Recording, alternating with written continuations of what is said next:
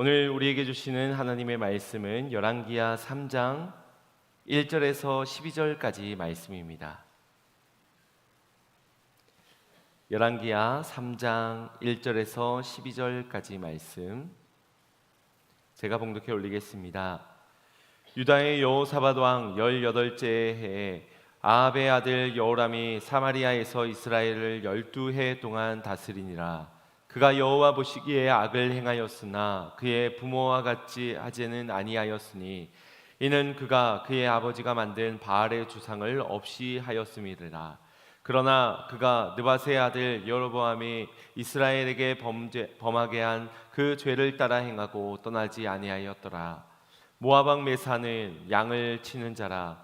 새끼 양 10만 마리의 털과 수양 10만 마리의 털을 이스라엘 왕에게 바치더니 아합이 죽은 후에 모압 왕이 이스라엘 왕을 배반한지라. 그때 여호람 왕이 사마리아에서 나아가 온 이스라엘을 둘러보고 또 가서 유다의 왕 여호사밧에게 사신을 보내 이르되 모압 왕이 나를 배반하였으니 당신은 나와 함께 가서 모압을 치시겠느냐 하니 그가 이르되 내가 올라가리이다. 나는 당신과 같고 내 백성은 당신의 백성과 같고 내 말들도 당신의 말들과 같으니이다 하는지라. 여호람이 이르되 우리가 어느 길로 올라가리이까 하니 그가 대답하되 에돔 광야 길로이니이다 하니라. 이스라엘 왕과 유다 왕과 에돔 왕이 가더니 길을 둘러간지 7일 내에 군사와 따르는 가축을 먹일 물이 없는지라. 이스라엘 왕이 이르되 슬프다. 여호와께서 이 세 왕을 불러 모아 모압의 손에 넘기려 하시는도다 하니 여호사밧이 이르되 우리가 여호와께 물을 만한 여호와의 선지자가 여기 없느냐 하는지라. 이스라엘 왕의 신하들 중 한 사람이 대답하여 이르되 전에 엘리야의 손에 물을 붓던 사밧의 아들 엘리사가 여기 있나이다 하니 여호사밧이 이르되 여호와의 말씀이 그에게 있도다 하는지라. 이에 이스라엘 왕과 여호사밧과 에돔 왕이 그에게로 내려가니라. 아멘. 할렐루야. 오늘도 진리의 말씀, 생명의 말씀을 통하여서 우리의 영혼이 사는 역사가 있기를 간절히 소망합니다. 주님의 형통함의 축복이 오늘 말씀과 함께 일어나 주님의 허락하신 그 길을 걸어가는 저와 여러분에게 주어지게 될 줄로 믿습니다. 미국의 심리학자인 칼 로저스가 쓴 현대인의 고독이라는 책을 보면 현대인이 느끼는 고독은 두 가지로 설명합니다. 하나는 자기 자신으로부터 소외된 상태라고 말합니다. 누군가가 자신을 고독하게 만든 것이 아니라 자기 자신이 스스로를 미워함을 통하여서 고독하게 만들었다는 겁니다. 아무리 사람이 많고 돈이 많고 또 일을 하고 있다 해도 자신을 사랑하지 못하면 그 즉시 고독해지는 겁니다. 또 하나의 고독은 자기를 내어줄 만한 상대가 없는 상태를 말합니다. 자신을 내어 맡길 수 있는 상대, 자신의 것을 쏟아 놓을 만한 상대가 없는 상태, 이는 불신과 불안 때문이라고 하는데 사랑할 대상이 없을 때 우리는 그때 고독에 빠지게 되는 겁니다. 이러한 고독이 자기 자신에게 공격이 될 경우 자해나 자살로 나타나게 되고, 때로는 타인에게 공격으로 갈 경우 그를 향한 원망이나 다툼, 과격한 사회적 파괴로 표출되게 됩니다. 결국 고독은 자기 자신을 사랑하지 못하고 타인을 사랑하지 못함을 통하여서 찾아오게 되는 것인데, 이는 이미 예수님께서 명령하신 내 이웃을 내 몸과 같이 사랑하라 라는 말씀을 통하여서 우리에게 그 고독을 해결해야 될 길을 보여주신 바 있습니다. 주님은 우리 인간의 고독을 아셨습니다. 우리가 아무리 사람이 많고 또 일을 하고 돈을 벌고 뭐가 있어도 인간 스스로는 그 고독에 빠지게 된다는 것을, 그리고 그 고독한 상태를 원치 않아 하시기 때문에 길을 일러 주셨던 것입니다. 이것이 예수 그리스도를 통하여서 우리가 하나님의 사랑을 할 때 그 사랑 안에 거하면서 자신에 대한 존엄성과 또 타인에 대한 이해를 통해 비로소 사랑할 수 있는 길이 열려지게 되는 것입니다. 여러분은 그 길을 걸어가고 계십니까? 오늘날 나름 열심히 사랑하고 또 열심히 사랑받으면서 살지만 여전히 우리의 내면엔 공허함과 허탈감이 있을 것입니다. 왜일까요? 나름 수고한 일에 결과를 얻으면서 보람도 있을 것이고 또 상상치도 못한 일을 얻게 되므로 또 행복도 기쁨도 있는 순간들이 있을 텐데 왜 이따금씩 우리의 마음은 이토록 헛헛해지고 또 허무함이 찾아오는 것일까요? 그건 인간에겐 채워지지 않는 목마름이 있기 때문입니다. 전도서 기자는 전도서 1장 2절 3절에서 이렇게 말씀한 바 있습니다. 전도자가 이르되 헛되고 헛되며 헛되고 헛되니 모든 것이 헛되도다. 해 아래에서 수고하는 모든 수고가 사람에게 무엇이 유익한가? 결국 해 아래서 존재하는 우리의 수고는 죄인들의 수고이기 때문에 헛되고 헛되고 헛될 뿐이라는 겁니다. 해 아래에 새 것은 없다는 것입니다. 반대로 말하자면 해 위에는 새 것이 있다라는 것이겠지요. 거기엔 처음과 나중 되시는 하나님이 계시고 우리를 창조하시고 그리고 우리를 심판하실 그분이 계십니다. 그분이 말씀이 되어 이 땅 가운데 오신 분이 예수 그리스도이시지요. 결국 그분을 아는 것이 우리가 인생의 텁텁함과 고독을 이겨낼 수 있는 유일한 길일 것입니다. 그래서 전도서 기자는 이 전도서 마지막 장인 12장 1절 말씀에 이렇게 권하였습니다. 너의 청년의 때에 너희 창조주를 기억하라 라고 말입니다.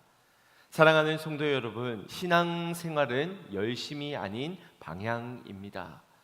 말씀을 향하여 예수 그리스도를 통하여 아버지께로 말씀으로 더 가까이 나아가는 것이 곧 우리의 신앙생활이라는 것입니다. 아무리 신앙적인 행위를 열심히 한다 해도 찬양하고 기도하고 헌신하고 열심히 사역한다 해도 진리의 말씀을 통하여서 하나님의 임재의 자리로 나아가지 않는다면 수십 년의 신앙생활을 하고 직분을 받았다 하더라도 주님이 지신 그 십자가가 내가 죽은 십자가, 내 죄가 달려진 그 십자가로 믿어지지 않는다면 신학적으로 성경적으로 수많은 율법들로 스스로를 얽매이면서 그 속에 아무리 지키려 노력해봤자 해결되지 않는 인생의 문제로 결국 허무함과 절망을 마주하게 될 것입니다. 오늘 우리는 말씀을 통하여서 우리 인간의 채워지지 않는 이 죄인들의 목마름이 하나님의 말씀과 주 예수 그리스도를 통하여서 해결받게 되는 사건을 통하여 우리도 주님께로 더 나아가 하나님의 은혜를 경험하고 목마름이 해결함을 받는 그 놀라운 축복이 있기를 주님의 이름으로 축원드립니다. 오늘 본문 1절 말씀 합독하겠습니다. 시작. 유다의 여호사밧 왕 18째 해에 아합의 아들 여호람이 사마리아에서 이스라엘을 12해 동안 다스리니라. 아멘. 본문의 배경은 이러합니다. 아합의 아들 여호람이 이 북이스라엘의 왕이 되게 된 순간입니다. 그는 아합 왕이 죽고 먼저는 그의 형인 아하시야가 먼저 왕위에 올랐지만 그가 다락에서 떨어져 큰 질병을 앓게 되었고 결국 그의 동생인 이 여호람이 왕위를 물려받게 된 겁니다. 그리고는 12년 동안을 통치하게 됩니다. 특별히 이 1절 말씀에 보면 유다의 여호사밧 왕 18째 해라라고 기록하고 있는데 이 열왕기서를 보면 항상 나타나는 특징 중 하나는 북이스라엘의 왕을 소개하기 앞서서 항상 남유다의 왕의 몇 해째라라는 것을 소개를 해줍니다.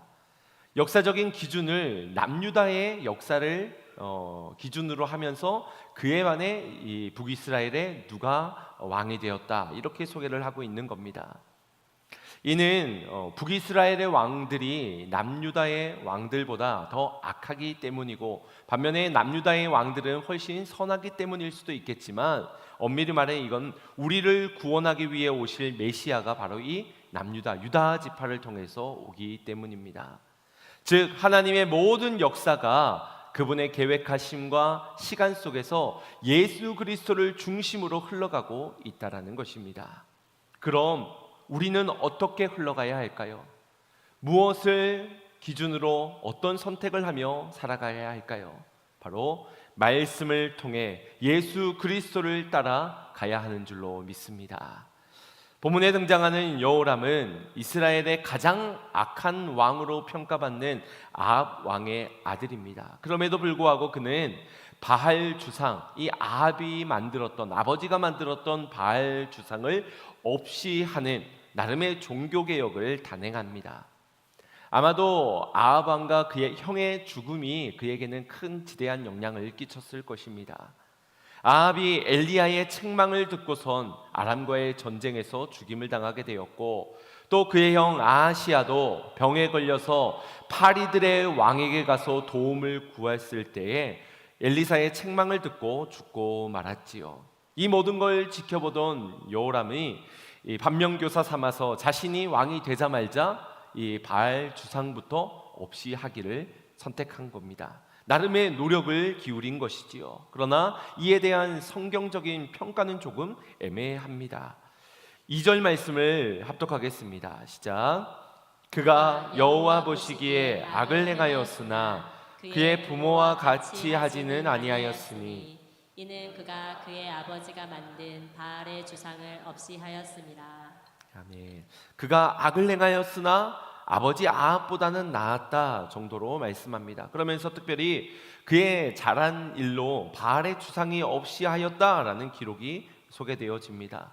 그런데 사실 이 부분은 원어적으로 보자면 이 바알 주상을 완전히 사라지게 하였다라는 의미보다는 조금 다른 신전으로 미루어 두었다라는 표현에 더 가깝습니다.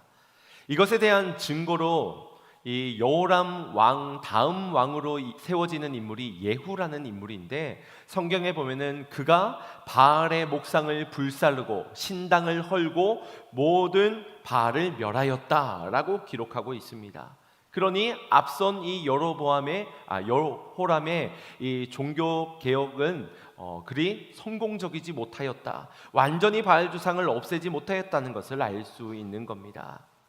그저 눈에 보여지지는 않을 정도로, 아버지나 형들처럼 그렇게 비참한 죽음은 당하지 않을 정도로만 신앙적인 행위를 했다라고 볼 수 있는 겁니다. 겉으로는 종교적 열심을 들였지만 여전히 그는 악한 길을 걸어가고 있었다. 이것을 3절 말씀에서도 증언하고 있습니다. 아버지 아합과는 같지 않았지만 북이스라엘의 초대 왕으로 세워졌던 여로보암의 길을 떠나지 아니하였다라고 증언하고 있지요.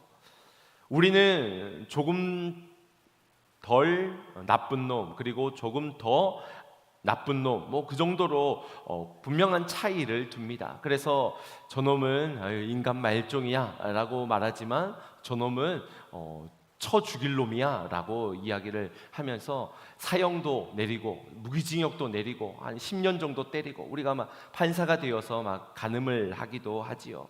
그렇지만 하나님의 보시기에는 크게 다르지 않습니다. 여전히 그가 여로보암의 죄악의 길을 계속해서 걸어가고 있다면 결국 멸망당할 사람일 뿐인 겁니다. 그것이 회개와 후회의 다른 점 아니겠습니까? 누군가는 문제를 통하여서 반성이나 후회를 할 것입니다.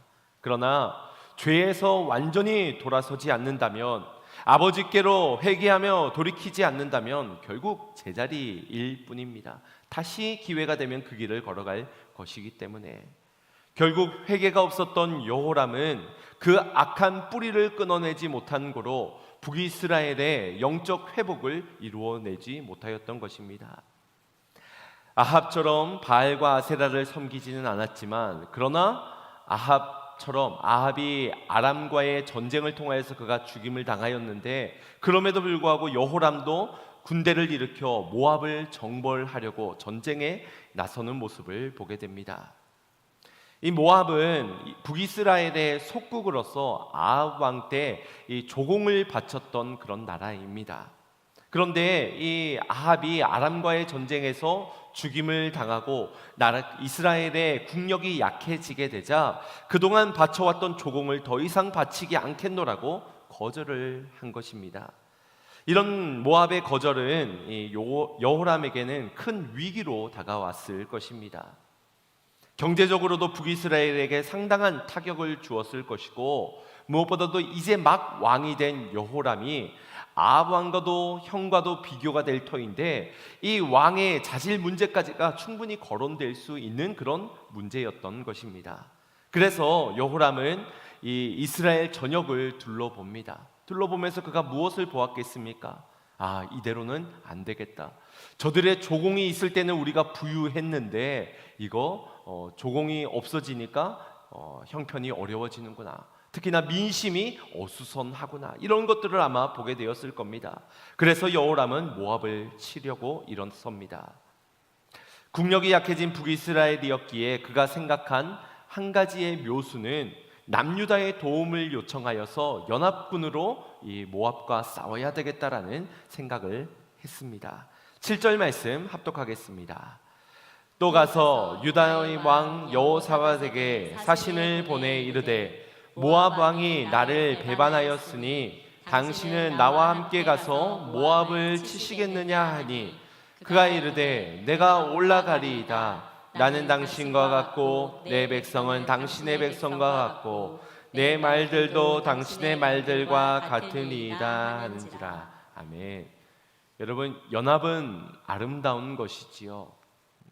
비록 솔로몬 이후에 북이스라엘과 남유다로 나뉘어지기는 하였지만 이 이스라엘은 본래 하나님의 택한 민족이요 한 민족으로서 그들의 연합의 소식은 너무나도 아름다운 소식처럼 들려집니다.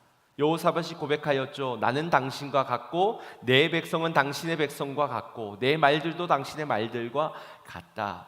그 뿌리를 하나님께로 두고 있는 것입니다. 그러나 모든 연합이 아름다운 것은 아닙니다. 이들의 연합이 아름답지 못한 이유는 지금 하나님께서 이끄신 연합이 아니었기 때문입니다. 다시 말해 하나님의 영광을 위하여서 맺어진 연합이 아니라 여호람 자신의 이익을 취하기 위해 선택한 연합이었다라는 것입니다. 또한 이들 연합군이 이방인이었던 에돔 사람들까지 함께 연합군에 포함시켜 그들과 함께 손을 잡고 모압을 치러 전쟁에 나서게 되었기 때문입니다. 여러분, 이 모압과의 전쟁에서 이들이 갈 수 있는 길목이 두 가지가 있는데 지도를 한번 띄워 주시기 바랍니다. 남유다가 있고 그 위에 북이스라엘이 있고 남유다 옆쪽으로는 사해를 건너게 되면 이 모압이 있습니다. 그러니 이 북이스라엘과 남유다가 연합을 하여서 모압까지 쳐들어가려면 사해 위쪽으로 해서 암몬 쪽으로 해서 모압으로 쳐들어가는 방향이 있고 아니면 남유다 밑쪽인 에돔을 통하여서 모압으로 가는 두 가지의 길이 나뉘어지게 됩니다. 그런데 여기에서 어디로 갈까 하였을 때 남유다에서 이렇게 제시를 하는 겁니다. 우리 에돔 쪽을 통하여서 모압으로 갑시다. 그 이유는 단순하였습니다. 유다의 속국이었던 이 에돔의 도움을 요청하여서 그들까지 연합군으로 포함시켜 더 많은 숫자를 가지고 전쟁에 나아가자라는 그런 생각 때문이었던 겁니다. 그러니 이 연합의 모습을 한번 보십시오. 어디에도 하나님의 거룩함이 드러나 있지 않습니다. 하나님께 기도함도 없었고 구별됨도 없이 그저 자신들의 목적만을 달성하기 위한 열심히 수고를 할 뿐이었습니다. 한 가지 의문점은 이 남유다의 여호사밧은 정직한 왕, 선한 왕이었는데 그런 그의 선택 때문입니다. 지난 열왕기상 22장 말씀에 보면 이 여호람의 아버지였던 아합이 동일한 제의를 여호사밧에게 한 바 있습니다. 아람과의 전투에서 여호사밧에게 사신을 보내어서 우리와 같이 동맹을 맺고 저 아람을 치러 갑시다 라고 청하였을 때 그때 여호사밧이 아람 왕에게 했던 말이 있습니다. 22장 5절 말씀입니다. 합독합니다. 여호사밧이 또 이스라엘의 왕에게 이르되 청하건대 먼저 여호와의 말씀이 어떠하신지 물어보소서. 아멘. 이해가 되어지십니까? 아합 왕이 우리 연합합시다, 전쟁합시다 라고 했었을 때는 분명히 우리 그러면 먼저 여호와의 말씀이 어떠한지를 물어봅시다 라고 구했던 이 여호사밧이 오늘 본문에서 그의 아들 여호람이 전쟁의 동맹을 요청하였을 때는 아무런 기도도 하지 않고 말씀도 구하지 않은 채 덜컥 손을 잡고 연맹을 맺었던 것입니다. 이 중요한 결정을 하면서 어찌 기도하지 않았던 것일까요? 전쟁은 죽고 사는 일 아닙니까? 내 가족이, 내 사랑 가까이 있는 사람이 죽을 수도 있는 승이 있고 패가 있는 그런 무서운 전쟁입니다. 그런데도 어찌 기도하지 않았던 것인가? 그 이유에 대해서는 소개하고 있진 않지만 이는 분명 그의 심각한 패착이라고 말을 할 수 있는 겁니다. 그들은 연합과 또한 에돔 광야길을 선택하는 비교적 상식적이고도 일반적인 선택을 하였습니다. 왜냐하면 하나보다는 둘이 낫고 둘보다는 셋이 낫기 때문에, 그리고 그들과 함께 가기 위해서는 아랫길로 가는 것이 훨씬 더 나았기 때문일 겁니다. 그렇게 정치적으로 군사력으로 전쟁의 승리를 도모하며 그들은 머리를 굴려 그 방법을 선택한 것인데, 그런 그들의 길에 금세 난제에 봉착하고 맙니다. 본문 9절 말씀입니다. 시작. 이스라엘 왕과 유다 왕과 에돔 왕이 가더니 길을 둘러간 지 7일에 군사와 따라가는 가축을 먹일 물이 없는지라. 아멘. 길을 간 지 단 7일 만에 지금 물이 떨어지는 위기에 봉착하고 만 것입니다. 물이 얼마나 중요한 것입니까? 먹을 양식이 없으면 싸울 힘도 없지요. 그런데 먹는 것보다 물이 없으면 우리는 살 수가 없습니다. 그러니 지금 싸워보지도 못하고 이 세 연합군이 패망할 위기에 놓이게 된 것입니다. 왜 물이 떨어지고 만 것일까요? 전쟁을 하려면 물도 대비를 했을 텐데 말입니다. 생각보다 가축들이나 이 연합군들이 물을 많이 마셨기 때문에 금세 동이 난 것일까요? 물이 없어서는 안 되는 중요한 것이라고 생각할 때 그것은 또 패배할 수밖에 없는 이유라고도 볼 수 있습니다. 전쟁에서는 칼만큼이나 물이 중요하기 때문에, 그렇기에 전쟁에서는 물과 양식이 떨어지기 전에 이 전쟁을 빨리 하는 속전속결이 무엇보다도 필요합니다. 특히나 원정 가서 싸워야 하는 입장에서는 시간을 지체해서는 안 되는 겁니다. 그럴수록 부담이 커지게 되기 때문입니다. 그런데 이 세 연합군이 같이 움직이면서 속도를 내기가 얼마나 힘들었을까요? 연합이 그러하듯이 이리 가자 하면 누군가는 저리 가자 할 겁니다. 누군가는 지금 가자 하면은 누군가는 좀 더 쉬다 다음에 가자, 내일 가자라고 말을 할 것입니다. 결국 저마다 다른 목표를 가지고 모여든 이 세 연합군이 앞으로 진군에 가는 데에 있어서는 여러 어려움들이 있었을 겁니다. 여기 9절에서 길을 둘러가다라는 말은 빙글빙글 돌다라는, 이리저리 헤매인다라는 그런 표현의 언어입니다. 이런 모습을 보면서 저는 하루를 바쁘게 그리고 분주하게 살아가는 우리들의 모습이 떠올랐습니다. 너무 바쁘시죠? 하루가 이렇게 빨리 지나가고 1년이 이렇게 빨리 지나가는지 아마 여러분도 세월의 빠름을 동탄하고 계실 겁니다. 너무 바빠서 기도할 시간이 없고, 너무 분주하여서 말씀을 기다릴 여유도 없지 않습니까? 기도할 시간은 없는데, 그런데 또 머리 굴릴 시간은 있습니다. 고민할 시간, 갈등할 시간은 충분히 있고, 말씀의 응답을 기다릴 여유는 없지만 애돔을 기다려줄 여유는 우리에게 충분합니다. 주님을 위해서 예배를 드릴 시간은 없지요. 그런데 나를 위해서 투자할 시간은 많습니다. 힘을 모으기 위해, 무기를 쌓기 위해, 사람을 모으기 위한 시간들 얼마나 풍족합니까? 엄밀히 말하자면 나를 위해서 그렇게 시간을 보내기 때문에 예배드릴 시간이 없는 것입니다. 저들이 7일째에 마실 물이 없어진 이유는 시간을 지체했기 때문에, 연합했기 때문에, 또 저마다의 목표가 달랐기 때문에 라고 할 수 있지만 본질적으로는 물과 멀어졌기 때문이라고 할 수 있습니다. 이를 영적으로 보자면 7일째는 주님의 안식의 날입니다. 주님의 날입니다. 그런데도 그 날에 안식하는 날이 아닌 여전히 자신들을 위하여서 시간을 허비하고 낭비하고 있었기 때문이라는 겁니다. 여러분, 우리에게 참 쉼은 어디에 있습니까? 주 안에 있는 줄 믿으시길 바랍니다. 나의 열심에 있는 것이 아니라, 나의 지략에 있는 것이 아니라, 많은 사람들의 수에 있는 것이 아니라, 그런 것으로 우리의 목마름을 해결할 수 있는 것이 아니라 바로 주님 안에, 말씀 안에 목마름이 해결이 된다라는 것입니다. 요한복음 4장 말씀을 보면 예수님께서 사마리아의 수가성을 지날 때 야곱의 우물에서 이 수가성 여인을 만나게 되지요.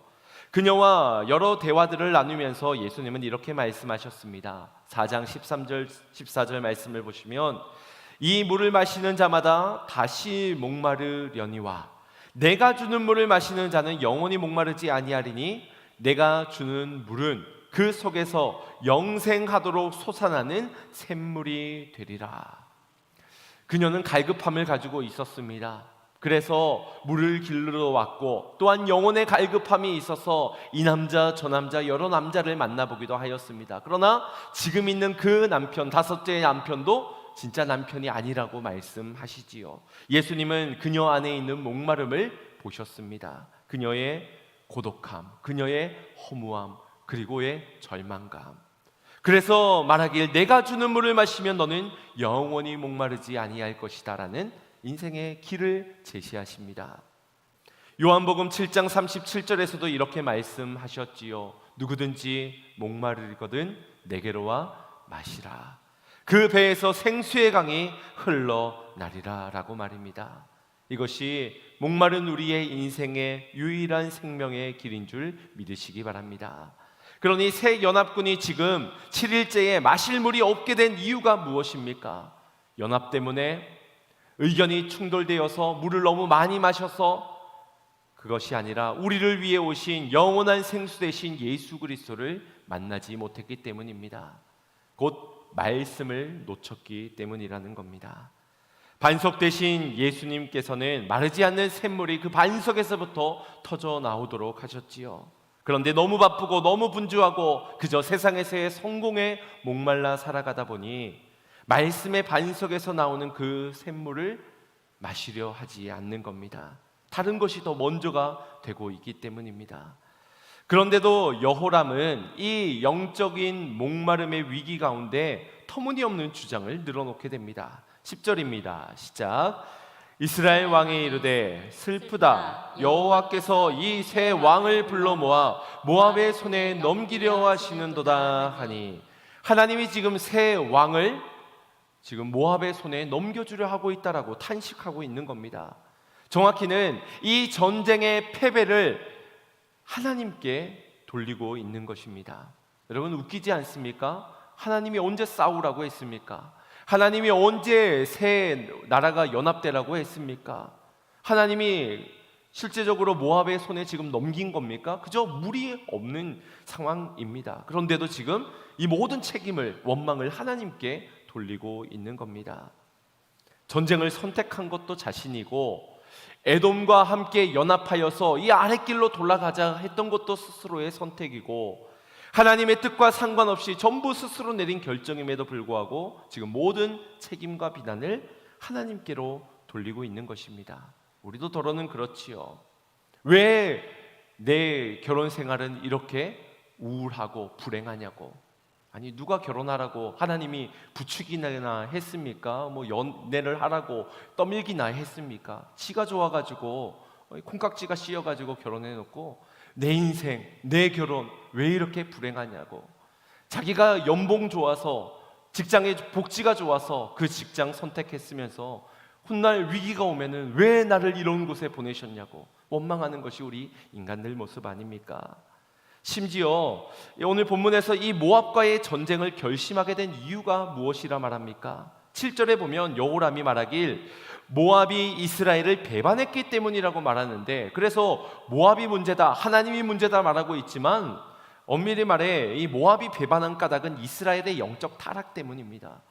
아합이 우상을 만들고 타락했기 때문에 하나님이 심판이 임한 것입니다. 그런데도 불구하고 원인을 자기에게서, 영적인 것에서 찾지 아니하고 지금 모압에게서, 외부에서, 하나님에게서 찾고 있는 것입니다. 그렇다면 이 여호람은 왜 이렇게 하나님 앞에 당당한 것일까요? 불평을 늘어놓을 만큼 원망할 만큼 왜 이렇게 하나님 앞에 당당할까? 어쩌면 여호람의 입장에서 내가 그래도 아버지와는 같지 않게 살지 않았습니까가 그의 당당했던 모습의 하나의 근거이지 않을까 싶습니다. 내가 그래도 바알 주상을 조금 없이 하지는 않았습니까? 이것이 떳떳하게 하나님 앞에 뭔가를 요구할 수 있었던 근거가 되었던 겁니다. 우리가 보통 그렇지 않습니까? 내가 주일 예배를 드렸는데 왜 문제가 생깁니까? 내가 금식으로 기도했는데 왜 문제는 해결되지 않습니까? 내가 그동안 얼마나 열심히 헌신하고 봉사했는데 왜 내 인생은 이 모양 이 꼴입니까? 마치 난 하나님께 할 것 다 했는데 하나님은 날 위해서 왜 아무것도 해주시지 않느냐라는 불평, 왜 이것밖에는 해주지 않느냐는 불만, 당당하게 따져 묻는 우리의 모습 아닙니까? 그러면서 점점 영적 침체 가운데 빠지면서 실족하며 떠나게 되는 이들이 우리 주변에 얼마나 많은지 모릅니다. 그런데 여러분, 우상 몇 개 치운 것이 대단한 일입니까? 잘한 일은 맞지만 정말 그것이 대단한 일입니까? 아니, 우상 몇 개가 더 있고 없고의 문제가 근본적인 진짜 문제란 말입니까? 아니지요. 진짜 문제는 우상이 몇 개 있고 몇 개 없어지고 그거의 문제가 아닙니다. 그들의 참신이신 하나님을 떠난 것이 문제 아니겠습니까? 하나님을 버리고 말씀을 떠나고, 그러니 그 자리에 금송아지도 세워지고 바알도 아세라 신상도 세워지는 것이지요. 우리가 주일날 예배를 빠진 것이 문제입니까? 11조를 안 하고 있는 것이 정말 문제입니까? 그거보다 주님을 사랑하지 못하고 있고 주님보다 돈을 더 사랑하고 있는 것이 진짜 문제 아니겠습니까? 여호람은 지금 모압이 배신한 것을 문제 삼고 있고 하나님이 우리를 저들의 손에 넘겨준 것을 책임으로 돌리고 있지만, 그가 여호보람의 금송아지를 숭배했던 그 악한 길을 여전히 걸어가고 있기 때문에 임한 문제입니다. 다시 말해 예수 그리스도를 향하여서 방향을 바꾸지 않았기 때문에, 십자가를 향해 더 가까이 나아가지 않았기 때문에 하나님께로 생수의 강이 흘러넘치는 진리의 말씀 앞으로 나아오지 않았기 때문입니다. 물 조금 마신다고 되어지겠습니까? 사람의 숫자를 세 연합이 아닌 열 연합이 된들 무슨 소용이 있겠습니까? 그렇게 목마름은 해결되지 않는 것입니다. 엘리야로부터 엘리사에 이르기까지 선포되어지는 모든 하나님의 말씀을 청중하지 아니하였던 그들의 믿음 없음이 곧 문제였던 것입니다.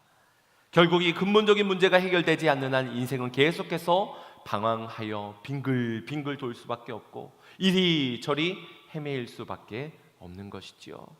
거기에서도 그저 변명만 늘어놓으면서 누구 때문이다, 누구 때문이다, 누구 문제다, 갈급함을 이겨낼 수 없을 것입니다. 그러니 지금 이스라엘이 먼저 선행해야 하는 것은 저 배반한 모압을 쳐 죽여야 되겠다가 아니라, 복수하려는 태도가 아니라 여호와께로 말씀으로 돌아가는 회개만이 유일한 길인 것입니다. 더 멀어지기 전에 말이지요. 더 마음의 심령이 무뎌지기 전에 말입니다. 그런 우리에게 희망적인 인물이 바로 여호사밧인 겁니다. 그래도 위기를 만난 유다왕 여호사밧은 여호와께 물을 만한 선지자가 어디에 없느냐를 찾아 나서기 시작합니다. 우리 11절 12절 말씀 합독해 보겠습니다. 시작. 여호사밧이 이르되 우리가 여호와께 물을 만한 여호와의 선지자가 여기 없느냐 하는지라. 이스라엘 왕의 신하들 중에 한 사람이 대답하여 이르되 전에 엘리야의 손에 물을 붓던 사밧의 아들 엘리사가 여기 있나이다 하니, 여호사밧이 이르되 여호와의 말씀이 그에게 있도다 하는지라. 이에 이스라엘 왕과 여호사밧과 에돔 왕이 그에게로 내려가니라. 아멘. 여호사밧의 이러한 행동, 물론 이 일을 처음 시작할 때부터, 전쟁에 나설 때부터, 아니 그 전에 연합할 때부터 하나님의 말씀을 구해야 했던 게 맞습니다. 그때는 하나님을 잊고 있다가 문제가 생기자 하나님을 급하게 찾는 그의 모습은 분명 문제가 있어 보입니다. 어쩌면 그들에게 있어서 하나님은 자신을 도와주실 어느 도깨비 방망이 혹은 요술 램프 정도였을지도 모릅니다. 그분은 창조주요, 우리는 피조물로서 절대자이신 하나님을 우리는 의지할 수밖에 없는 존재이지요. 하지만 의지한다라는 말이 곧 내 필요를 요구하는 것은 아닙니다. 당당하게 당신이 나를 만들었으니 내 필요를 채워줘야만 합니다 라고 할 수 있는 게 아니라는 겁니다. 필요 때만 찾고 필요한 것만 채우려 하는 것은 결코 그분을 의지하는 태도가 아닌 것이지요. 의지한다는 것은 그런 나의 모든 판단을 내려놓고 하나님께 주권을 맡기고 그저 그분의 말씀만을 의지하여 살아가는 겁니다.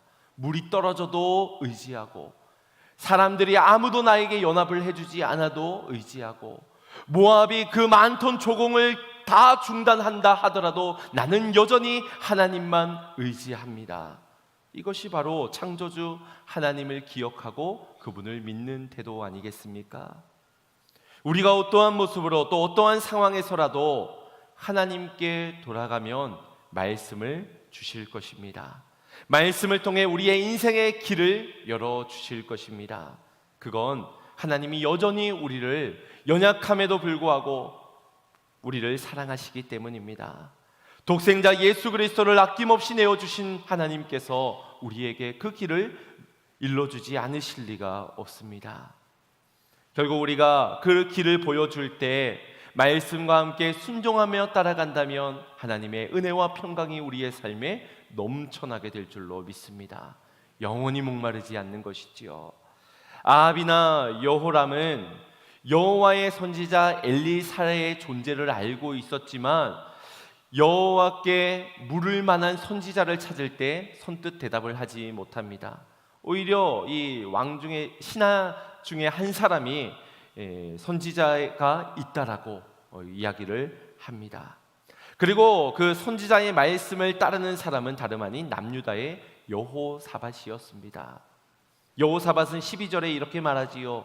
여호와의 말씀이 그에게 있도다라고. 즉시 신하의 말을 듣자 즉시 엘리사에 대한 신뢰를 표명하면서 그에게 가고자 합니다. 여기에는 어떠한 주저함이나 망설임이 없어 보이지 않습니까? 오히려 굉장히 서둘러서 급해 보이기까지 합니다. 이는 너무 목이 말라서일 수 있겠지만 인생의 목마름의 해결이 유일하게 말씀에서만 얻을 수 있기 때문에 말씀을 통하여서만 이 인생의 문제가 해결될 수 있다고 확신했기 때문인 것입니다. 결국 여호사밧 때문에 이 함께 전쟁하는 북이스라엘의 여호람과 또 에돔이 함께 살 수 있게 되지 않습니까? 마찬가지입니다. 내가 살아야 누구도 살릴 수 있지요. 내가 죽어 있는데, 내가 목마른데, 내가 여전히 사람의 수와 지식과 힘을 요구하고 있는데 살지 못한 내가 누구를 살린단 말입니까? 결혼하면 내 아내를, 내 남편을 살릴 수 있나요? 내가 살질 못했는데, 내가 주님만을 전적으로 의지하고 살지 못했는데 내 자녀가 어찌 살 수 있겠습니까? 한 사람을 살리고 세우고 보내기 위해서 올해 저희가 함께 가고자 하는 그 길은 우리가 먼저 살자는 겁니다. 다른 것 때문에 예배할 수 없고 다른 시간들 때문에 기도할 시간이 없고 그러지 말고 예배부터 말씀의 자리로, 기도의 자리로 우리가 먼저 회복되어야, 그래야 누군가도 살리고 세우고 보낼 수 있다라는 것입니다. 사랑하는 성도 여러분, 우리 모두에게는 길에 대한 목마름이 있습니다. 내일 일을 알지 못하여 염려할 수밖에 없는 우리의 인생, 사랑을 하고 사랑을 받아도 여전히 목마른 우리의 인생에는 길을 찾아 헤매게 됩니다. 안개가 자욱한 우리의 인생 가운데서 말입니다. 피조물이 창조주를 갈망하듯이 길에 대한 목마름을 가지고 있는 우리는 예수 그리스도를 만나야 합니다. 그분의 십자가를 만나야 합니다. 거기에서 날 위해 죽으신, 그리고 날 위해 다시 사신 부활의 주님을 만나야 할 줄로 믿습니다. 우리는 더 이상 주일만이 안식일이 아닙니다. 우리는 부활하신 그 주님이 영원히 우리와 함께 하시기에 매일매일 매 순간순간이 부활의 영광을 누리며 참된 안식과 평화 가운데 살아갈 수 있게 된 존재들입니다. 여러분, 그분께로와 마시지 않는다면 영원히 목마를 수밖에 없는 우리들입니다. 이것은 우리가 넘어설 수 없는 한계입니다.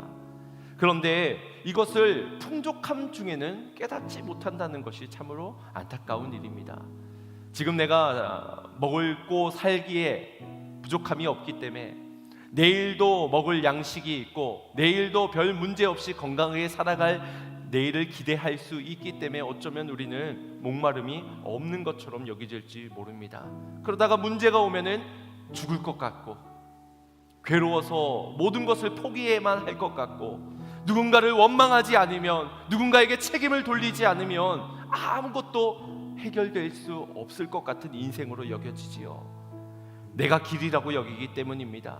내가 그 길이기 때문에 내가 많은 힘과 칼과 술을 채우면 나는 반드시 승리할 것이라고 세상 사람들처럼 착각하기 때문입니다. 여러분, 머리를 굴려 연합하면 완벽한 승리를 얻을 것이라고 여겼던 요람은 이 문제 앞에서, 물이 마른 문제 앞에서 그만 모든 것을 포기해버리고 맙니다. 혹시 우리도 그와 같이 머리로 계산하고 있진 않습니까? 이래야만 한다, 이래야만 승리한다. 기도는 여전히 뒷전이고 거룩함은 내 인생에 아무런 소용이 없는 것처럼 느껴지면서 그저 나의 판단만을 의지하고 세상의 힘을 찾아 나서고 있진 않습니까? 갈급한 사람들은 비를 구하기 마련입니다. 여러분은 어떤 비를 원하십니까? 무수히 쌓아도 쌓여지는 돈의 비를 원하십니까? 아니면 나이가 들어도 건강하게 질병을 넉넉히 이겨낼 수 있는 건강의 비를 원하고 계시진 않습니까? 아니면 내가 힘들더라도 옆에 많은 사람들이 있어서, 자녀들이 많아서, 그래서 그 자녀가 내게 힘이 되어 주기를, 그 사람의 비를 구하고 있지는 않습니까? 엘리야는 이스라엘에 3년 반 동안이나 비가 내리지 않았을 때 긴 기근과 가뭄의 때에 하나님 앞에 제단을 쌓고 단 하나를 구하였습니다. 비가 아니라 하나님의 임재였습니다. 하나님의 임재. 하나님, 나의 예배 가운데 임하여 주시옵소서. 나의 갈급한 심령 위에 주님의 단비를, 성령의 단비를 내려 주시옵소서. 다른 것 다 해결해줘도 그것이 되어지지 않으면 난 여전히 목마르니 이 땅 가운데 주님의 임재를 허락해 주시옵소서. 우리의 계산은 답이 될 수 없습니다. 하나님의 말씀 속에서 답을 찾으시기 바랍니다. 진리의 말씀 속에서 주님의 성령 가운데서 오늘 우리가 걸어가야 할 길을 발견하시기를 바랍니다. 주 예수 그리스도만이 우리의 영원히 목마르지 않는 생수의 근원이 되십니다. 말씀 앞으로 나아가 승리를 얻고 살아가는 우리 모든 성도님들 되시기를 주님의 이름으로 축원드립니다. 우리 말씀 생각하시면서 찬양 고백 드리고 결단 기도 드리겠습니다. 우리 진실되게 고백했으면 좋겠습니다. 내 갈급함, 내 갈급함, 어느 것으로 채울 수 없네. 내 갈급함, 상한 나의 심령에 내 갈급함, 부르짖는 소리 들으소서. 내 갈급함, 주의 음성 들리네. 다시 한 번 더. 내 갈급함, 내 갈급함, 어느 것으로 채울 수 없네. 내 갈급함, 승한 자의 심령에 내 갈급함, 부르짖는 소리 들으소서. 내 갈급함, 주의 음성 들리네. 내게로 나오라. 내게로 나오라.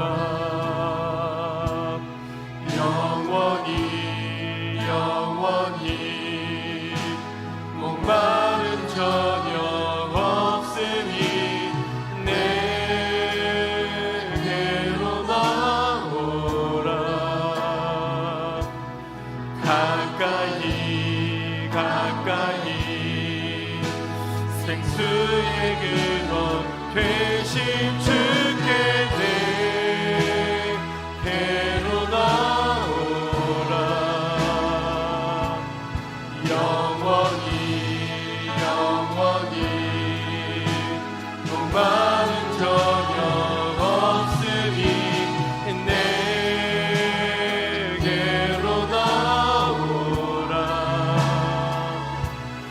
가까이 가까이 생명의 근원 되신 주께.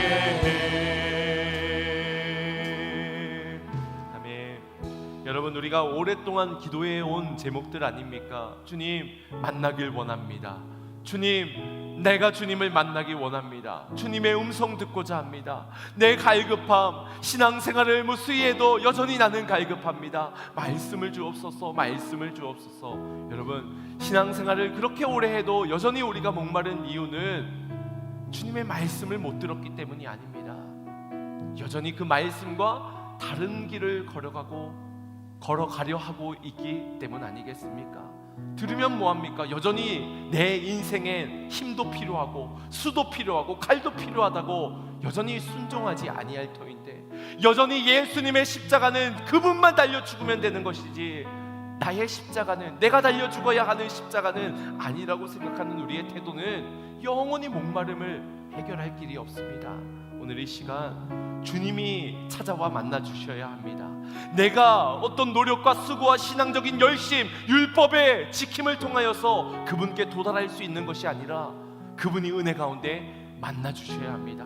십자가가 우리 안에 들어와야 합니다. 그분의 십자가의 예수님을 인격적으로 만나야 할 줄로 믿습니다. 우리 이 시간 그분을 갈망할 심령을 주님 앞에 쏟으며, 주님 나를 찾아와 만나 주시옵소서. 나의 예배에 하나님의 인재를 경험하게 하여 주시옵소서. 나의 인생의 처절한 문제 가운데 예수 그리스도의 십자가 높이 세워지도록 나의 인생의 표대가 되어 주시옵소서. 우리 함께 주여 한번 부르짖고 합심하여 기도하겠습니다. 주여,